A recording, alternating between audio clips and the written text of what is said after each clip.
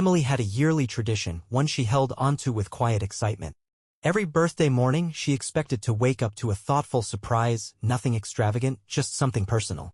A handwritten letter, breakfast served in bed, or perhaps a small inside joke wrapped in a simple box. She used to say these little gestures proved that I knew her better than anyone else. This year, I had everything set up perfectly. A small velvet box rested on the nightstand, a gift she had been hinting at for months, accompanied by a neatly folded letter, carefully written with words straight from the heart. I went to sleep knowing she would wake up to find it all waiting for her. But when morning came, instead of seeing her excited face beside me, I found the other side of the bed cold and empty. The bathroom door stood open, yet there was no sound of running water, no familiar morning hum. Just silence. Reaching for my phone, I noticed a message from her, sent at 6:47 in the morning. Hey, leaving early, swamped at work, love you. Something about it felt off. No emojis, no playful can't wait to celebrate later, or her usual affectionate teasing like you're the best husband ever, just a detached, matter-of-fact statement. I tried to brush it off, convincing myself she was just caught up in work.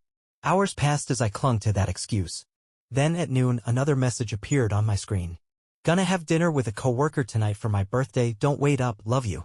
I read it twice. No suggestion to celebrate tomorrow, instead, no softening of the blow, just a decision she had already made without me. That was when something in my mind clicked, like a puzzle finally snapping into place. I responded immediately. All right, if that's how you want to spend your birthday, go ahead. Her reply was instant. Thanks, babe, you're the best. I almost laughed.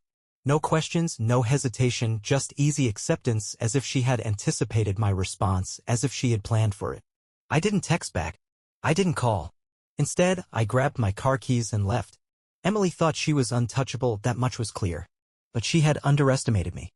She always assumed I wasn't paying attention, but I had noticed things. The way she subtly tilted her phone away from me, the sudden habit of late-night gym visits, the coworker she claimed was practically like a brother but never actually named. I parked 2 blocks away from the restaurant. She had no idea I was there, watching as she stepped inside. Her hair was styled differently than usual, and she wore a dress I had never seen before, one that fit her a little too perfectly. Then he arrived. Tall, clean-shaven, carrying that unmistakable air of confidence. I didn't need to see more to understand exactly who he was. And then he touched her. A hand on the small of her back as he guided her to their table. A lingering graze of his fingers as he handed her a menu. But the final blow? The way she leaned in, eyes locked onto his, laughing at whatever he whispered, like he was the only man in the world, like I didn't exist. The worst part? She wasn't nervous. Not once did she glance over her shoulder. She truly believed I was at home, completely unaware, waiting for her like a fool. But tonight, Emily was going to learn just how wrong she was. Sitting in my car, fingers tapping rhythmically against the steering wheel, I felt my heartbeat pounding in my ears. I wasn't a jealous man, never had been, but this wasn't jealousy. It was something colder, sharper. I wasn't just witnessing my wife having dinner, I was watching her become someone I no longer recognized. The way she laughed with him, it wasn't the tired chuckle I got at the end of a long day. This was different. It was effortless, light, the kind of laughter that spills out naturally when you're with someone who makes you feel alive. And then I saw it. Her hand resting gently on his forearm. A small, familiar touch, the kind that spoke of routine as if this wasn't the first time. That was it. That was all I needed. I stepped out of the car. I wasn't going to sit in the shadows like some clueless husband in a bad movie waiting for her to come home and feed me whatever well-rehearsed excuse she had prepared. No. If she wanted to play games, then we were playing on my terms now. As I walked into the restaurant, the warm lighting and the soft murmur of conversation did nothing to dull the sharp edge of what was about to unfold. They didn't notice me at first. She was too focused on him, absent-mindedly twirling a strand of hair around her finger like a love-struck teenager. And him? He was soaking it all in, nodding along, completely engrossed in whatever she was saying. I took my time, approaching their table deliberately. And then finally she saw me. Her eyes met mine, and for the first time that evening I saw it fear. She froze, hands still midair, as if time had stopped for her while it kept moving for me. Hey babe, I said, my voice steady. Happy birthday. The man, let's call him Brandon because he had that unmistakable smugness every overconfident Brandon seems to carry, glanced between us, confusion flickering across his face. Emily's mouth opened, then shut.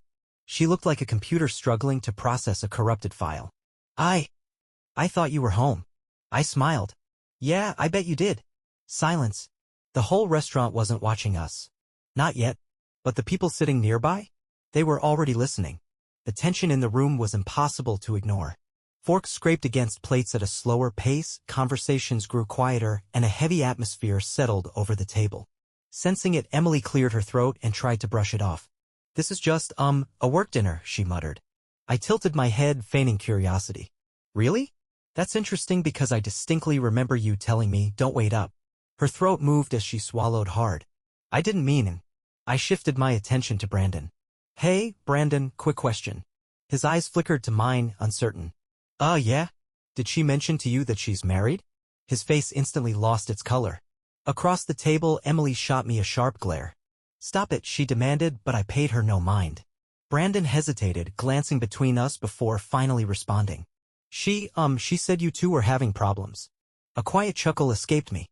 "Oh, she did she?" Emily reached for my arm, desperation creeping into her expression. "Can we please talk about this in private?" I took a step back. "Why? You weren't exactly concerned about privacy when you were practically holding hands across the table." A waiter lingered nearby, clearly unsure whether to intervene or pretend none of this was happening. I sent him a polite nod. "No worries, man. I'm just here celebrating my wife's birthday with her."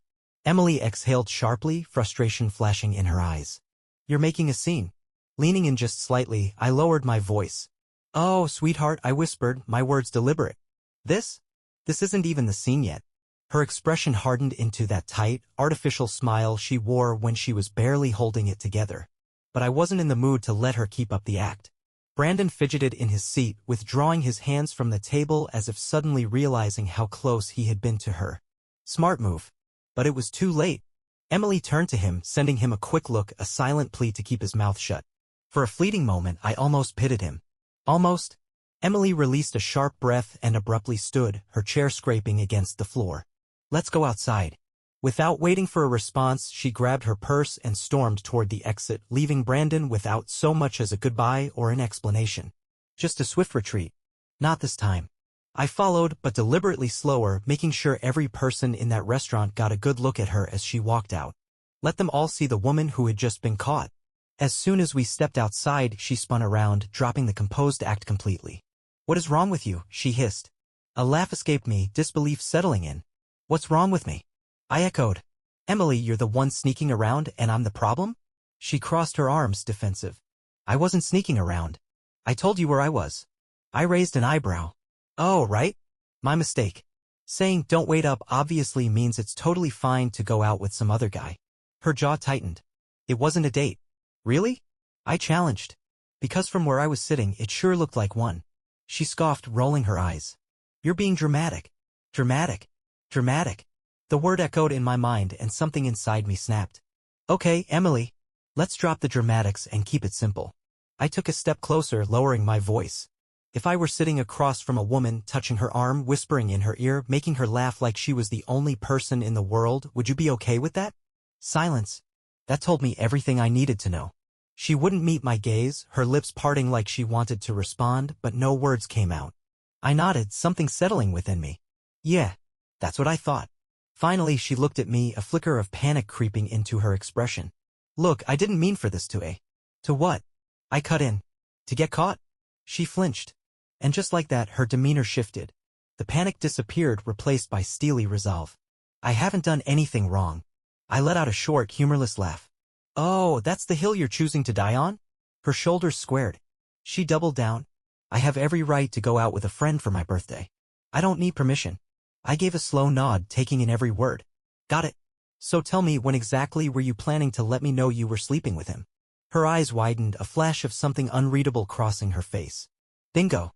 For a split second I saw it, the gears turning in her mind, scrambling for a response. "Excuse me," she said, lacing her voice with mock outrage. I leaned in slightly, keeping my tone calm and steady. "You heard me. When were you planning to tell me?" Her mouth opened, then closed. She blinked rapidly, as if trying to reset herself. "Caught." But just as quickly as the shock appeared, she recovered. The mask slid back into place. "You're insane," she snapped. "I can't believe you're even saying this right now." I smirked. "Yeah? Then why do you look like you just got caught red-handed?" She scoffed, arms crossing over her chest.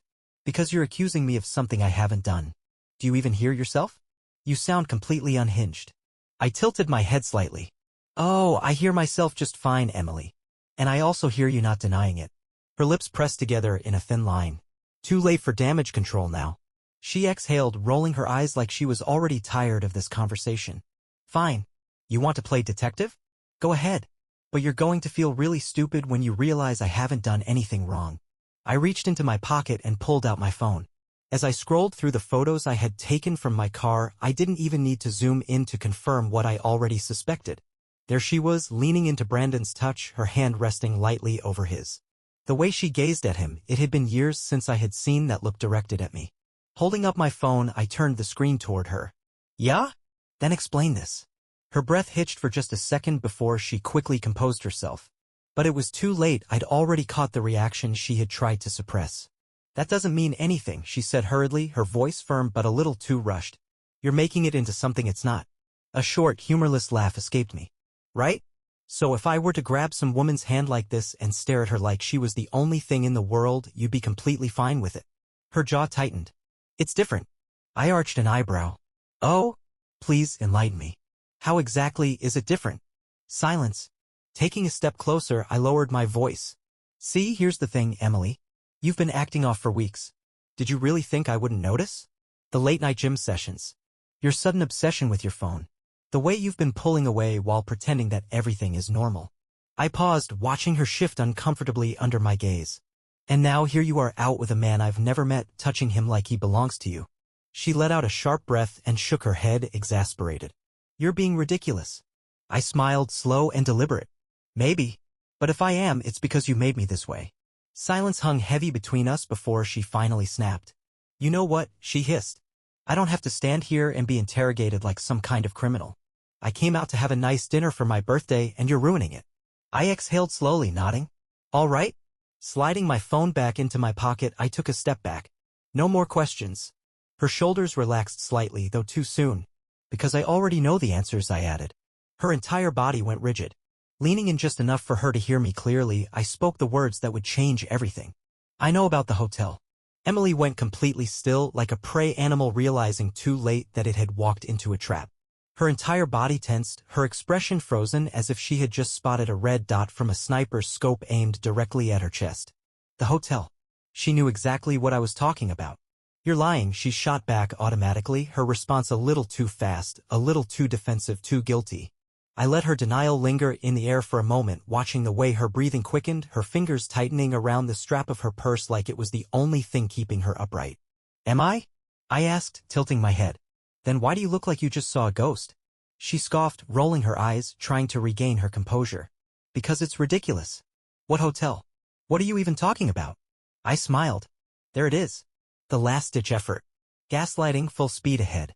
Reaching into my jacket pocket, I pulled out the object that sealed her fate, a small, sleek, rectangular item. White, with gold lettering on the front. A hotel keycard. Emily's breath hitched so hard she actually stumbled back. I held the keycard up between two fingers. Recognize this? She didn't answer. Didn't even blink. I found it in your car, I continued, my tone casual, as if we were just discussing the weather. It was wedged between the seat and the center console. Pretty careless, honestly. You're usually more careful. Still, nothing. Just her eyes darting between my face and the keycard like she was willing it to disappear. I took another step closer. You checked in at the Grand Willow last Friday. Room 214. Ring any bells? Her mouth opened, then closed. Then opened again. Before she could say something that would only make things worse, I cut her off. Think carefully before you speak. Because I already called the hotel. I tapped the keycard against my palm. Turns out they keep records. Names. Dates. Room numbers. I paused, watching her crumble under the weight of my words. Then I delivered the final blow. And guest logs. Her body jerked as if I had physically struck her. Oh yeah, I continued, my voice low and deliberate. They remember you, Emily. And guess what? You weren't alone. A sharp inhale. Her nails dug into her arms, pressing so hard they might leave marks. Want to guess whose name was listed as your guest? I asked, my eyes locked onto hers. Silence. And then, barely above a whisper, she spoke the name. Brandon. A slow, cold smile crept onto my lips. Ding, ding, ding. Give the lady a prize. Emily exhaled shakily. It's not what you think. I actually laughed. Right in her face. Oh, please. Enlighten me, Emily. What exactly am I thinking here? That you and your good friend Brandon checked into a luxury hotel on a Friday night in the same room just to what? Watch a documentary. Hold a Bible study? Her lips trembled. I was drunk. It wasn't planned. I raised an eyebrow. So you're admitting it? She hesitated, then quickly shook her head. No. I mean, nothing happened. We talked. And I passed out. I let out a slow breath, nodding. Right? Okay. So let's break this down. I started counting on my fingers. You forgot to tell your husband about a hotel stay. You accidentally booked a room with a coworker. You somehow ended up intoxicated and in bed with him. I didn't, she started, but I wasn't done. And instead of coming clean, you hid the keycard in your car like a teenager sneaking cigarettes. A heavy silence settled between us. She swallowed hard. I had been waiting for this moment, and now that it had arrived, my voice was steady, sharp as a blade. I was going to tell you, Emily stammered, but I cut through her feeble attempt at damage control with a look so piercing it could have shattered glass. No, Emily. You were hoping I'd never find out. For the first time that evening, maybe even for the first time in our entire relationship, she was at a loss for words. She stood there, completely exposed, her mouth opening and closing, gasping like a fish pulled from the water. I could almost hear the frantic calculations running through her mind. Should she lie? Confess? Try to fight her way out or make a run for it? I had no patience left for her games. Go ahead, I said, my tone dangerously even. Tell me the truth. Just once. Try it. Her jaw tightened, her eyes flickering between defiance and fear. She exhaled, her hands trembling. It was a mistake.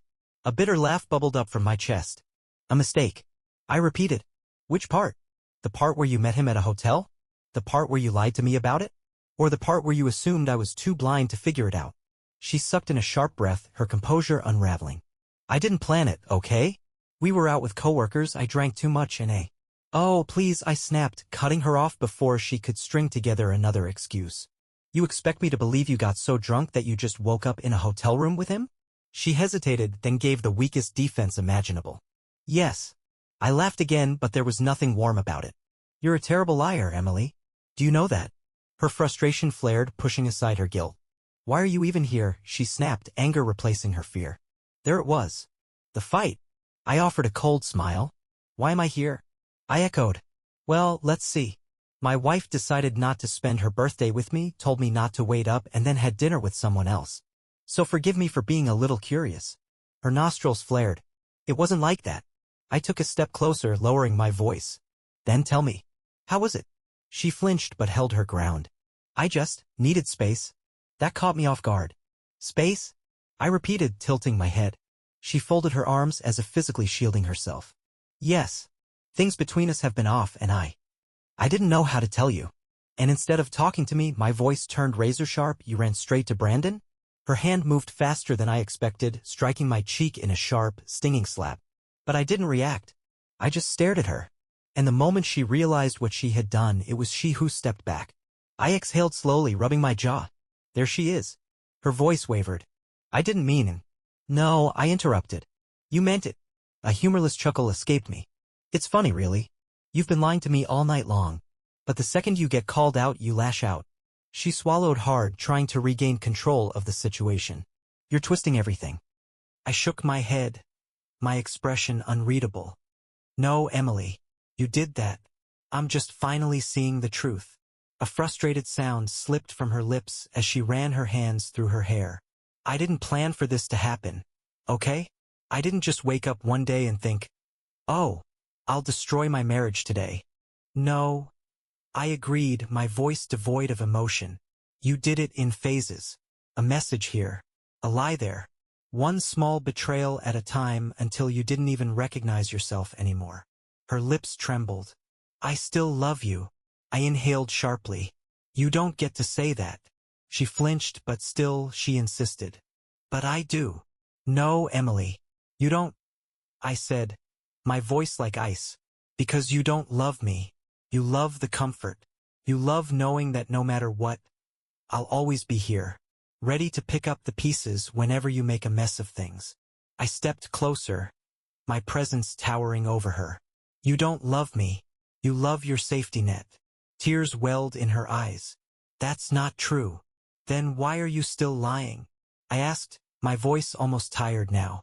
She inhaled shakily, but I had already made up my mind. You know what? Don't even answer that. Reaching into my pocket, I pulled out a thick manila envelope and placed it in her trembling hands. She looked down at it, her face crumbling. What is this? She whispered, her voice barely audible. I didn't move, didn't blink. I simply let the silence stretch, forcing her to sit in the wreckage she had created. You know what it is, I finally said, my tone unervingly calm, the kind of calm that only comes after months of feeling like a fool. She shook her head, gripping the envelope tighter. No, you can't. This isn't. Oh, I can, Emily. I cut in. And I did.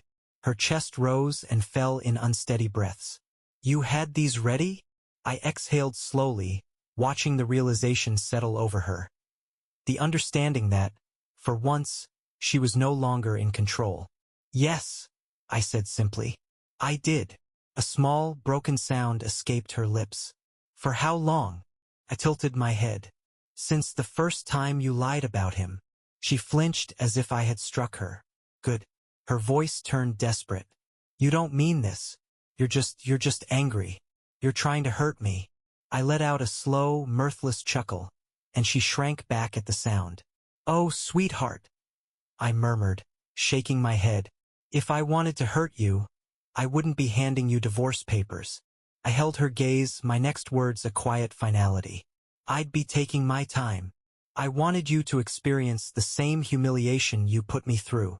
Her breath hitched as she processed my words. Then why are you doing this? She asked, her voice barely above a whisper. I took a step forward, closing the gap between us. My tone softened, dropping to a near whisper. Because I finally respect myself more than I love you. Tears welled up in her eyes, but I felt nothing. No sympathy, no regret, just a stark, chilling clarity. This doesn't have to be the end, she pleaded, her voice raw with desperation. We can fix this.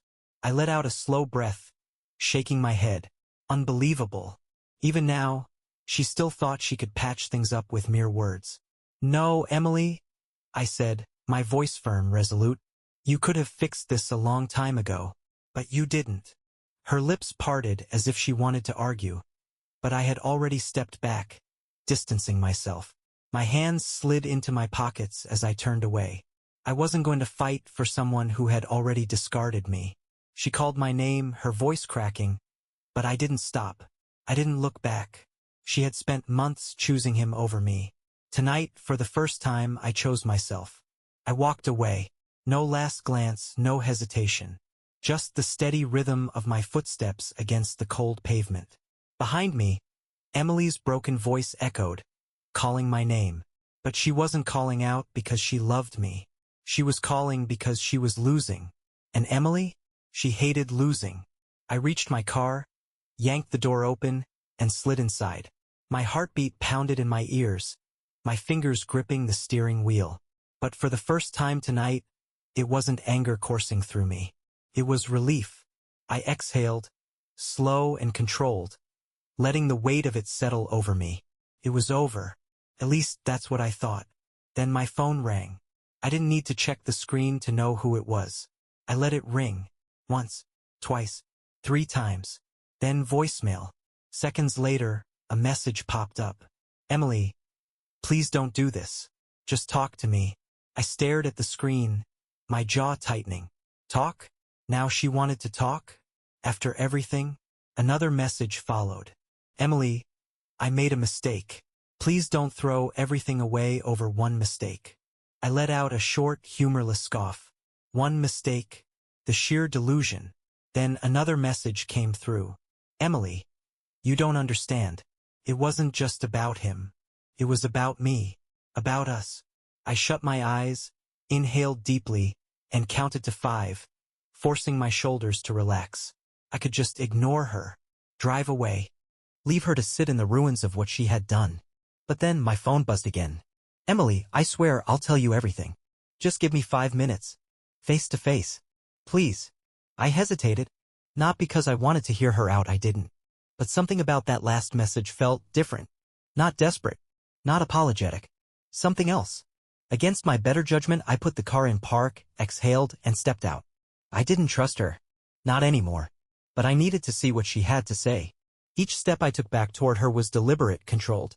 Emily stood motionless under the dim streetlights, her arms wrapped tightly around herself as if bracing for impact. Her glassy eyes locked onto mine, filled with unshed tears. I wasn't buying the act. Not anymore. You have 5 minutes, I said, my tone flat. Talk. She swallowed hard, her hands trembling as they clutched the divorce papers. For a moment I thought she might beg. But then something in her changed. Her posture straightened. Her expression hardened into something I didn't expect. Resentment. Not guilt. Not remorse. Just pure bitterness. And in that instant I knew this wasn't going to be an apology. I didn't cheat on you because I stopped loving you, she said, voice quiet but unwavering. I cheated because you did. I blinked. What? She exhaled sharply, shaking her head. Not physically, but emotionally. You left me behind a long time ago. I actually laughed, the sound hollow. That's rich, Emily. So now this is my fault. Her jaw tightened. I'm not saying I'm innocent, she admitted, her voice uneven. But don't stand there and act like everything was perfect before this. Like you weren't already halfway out the door. My pulse pounded. You're unbelievable. Am I? She whispered. When was the last time we actually talked? When was the last time you looked at me like I mattered? Like I was enough? I exhaled sharply, pinching the bridge of my nose. Emily, for months I asked you what was wrong. I asked if you were happy. You kept telling me the same thing, I'm fine. I dropped my hand and stared at her. So what was I supposed to do? Read your mind? Her lips trembled. I didn't know how to tell you. I let out a bitter scoff. But you knew how to be with Brandon, didn't you? The slap came fast. Just like last time. But this time I caught her wrist before it landed. She gasped, her eyes wide with shock.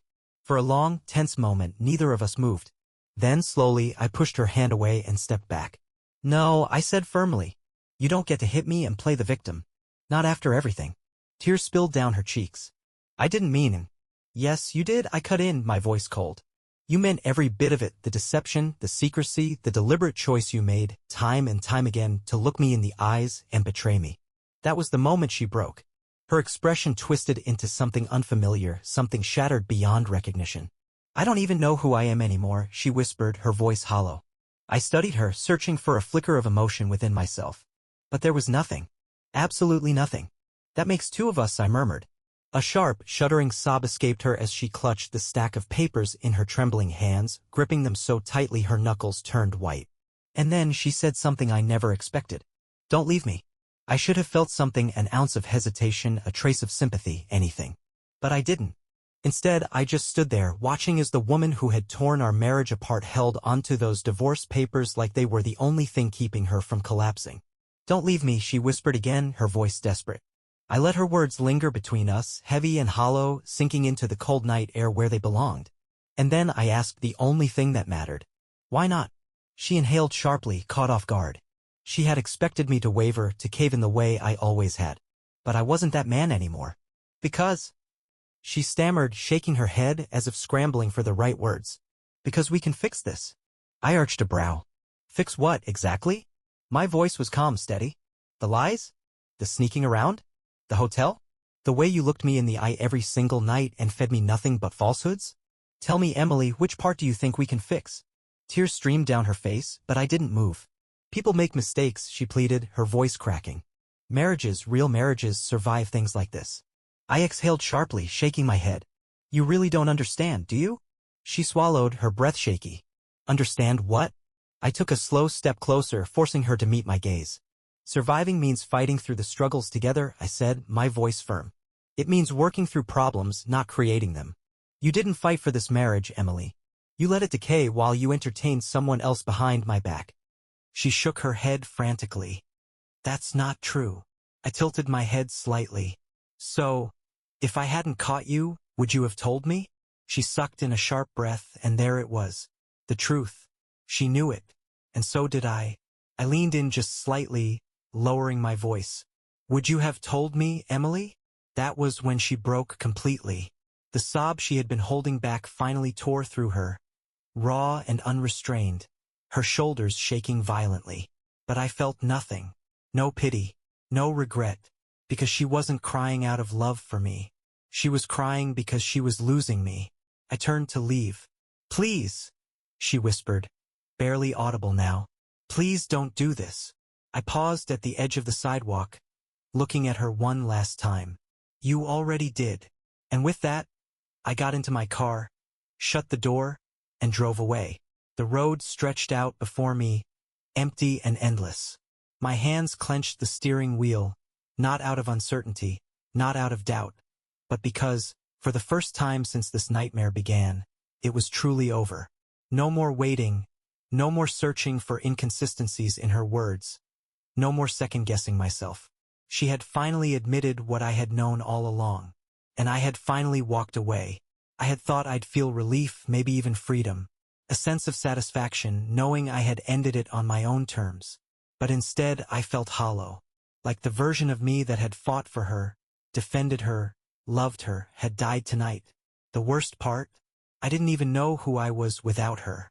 My phone buzzed. I didn't want to look. I already knew who it was. But against my better judgment, I glanced at the screen anyway. "Emily, I love you. Please just come back so we can talk." My jaw tightened as I tossed the phone onto the passenger seat like it was something toxic. Talk? There was nothing left to say. I had spent years giving her chances, years ignoring the obvious, convincing myself that if I just loved her enough, supported her enough, fought for her enough, she'd never betray me. But she had, and she had done it without hesitation. Another buzz. I exhaled through my nose, refusing to acknowledge it. Then another, and another. By the fifth, I knew she wasn't going to stop.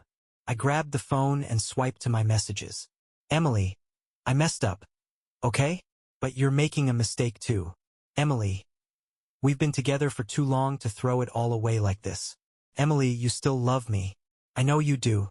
Emily, just say something. Please."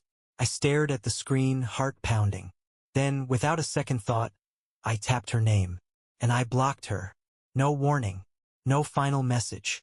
Just silence. For the first time in years, I had shut her out of my mind. And for the first time in years, she had no way to reach me. My grip on the wheel tightened, the weight of it all finally settling in. It was over.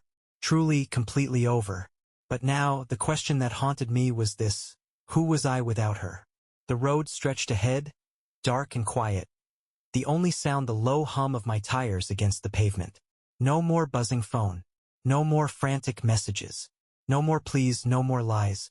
Just silence. For the first time in years, she was no longer a part of my life.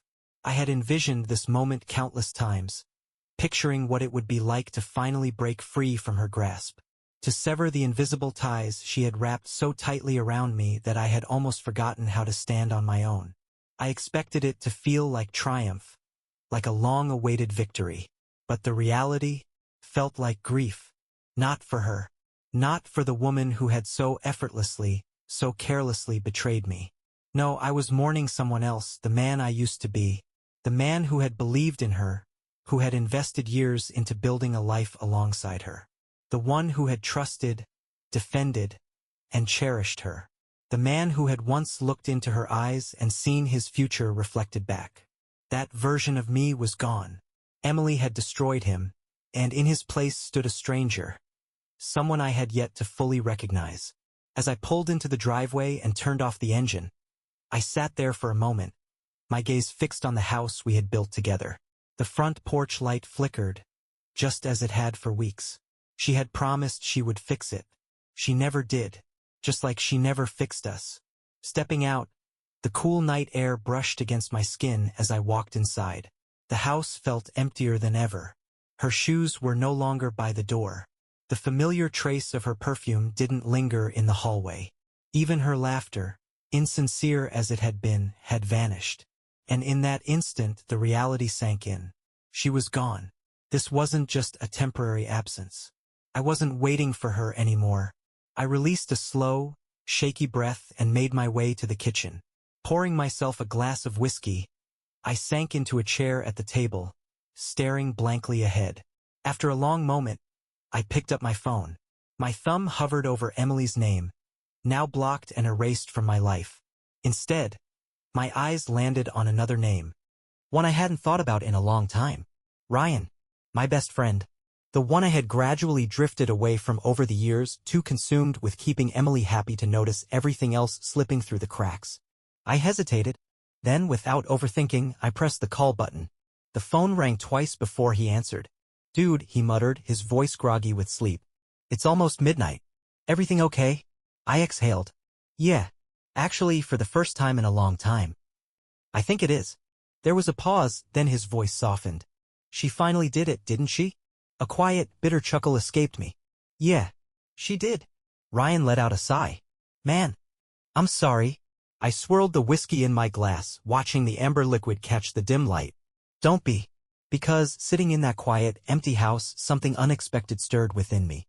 For the first time since this whole nightmare began, I felt something new. Hope. Not for Emily. Not for salvaging what had been broken beyond repair. Hope for me. For whoever I was about to become. And that more than anything was worth it.